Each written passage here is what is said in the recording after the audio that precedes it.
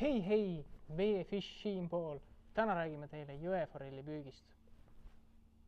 See ei lähe sinna sisse, lihtsalt teeme niimoodi, on ju. Nii, just räägime jõeforelli püügi varustusest. Alustame ritvadest. V2 seeria ritv, 2.13, samuti 2.13 pikkusega ritv, võib olla vabalt ala 1,80 m kuni 2,20 m.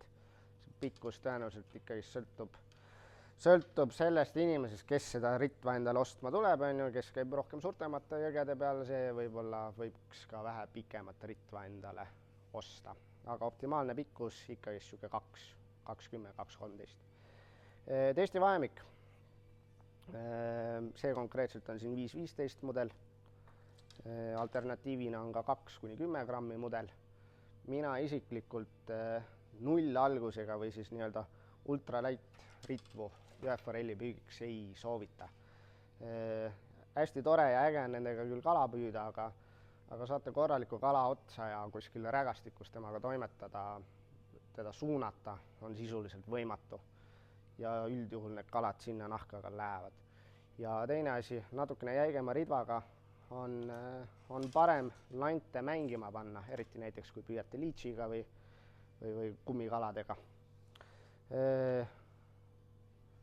Rullid on siit laua pealt küll puudu, aga suurus võiks olla 2000 või 2500 suurus.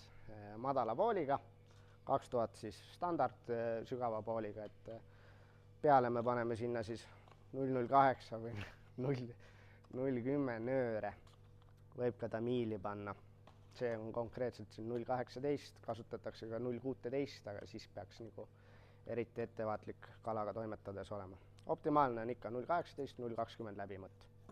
Ja sellepärast ei ole ka mõistlik kasutada sügavapoolilisi rulle jõeforelli püügiks.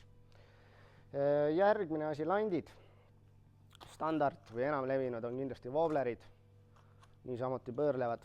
Kineetikul on 3 euro eest saate väga hästi töötavaid pöörlevaid, nii et tolmab. Hõbelabakuga suhteliselt standard.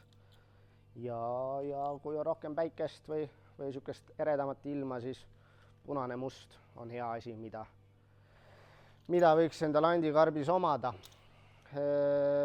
Siis kummikalad, kummilutid, need on juba siin eelvalmistatud või eelpakendatud 3-grammised pead. 3 tükki pakis, on naturaalsemat tooni, on eredamat tooni, et täiesti kes mida ise eelistab. Neid on hea näiteks kuskile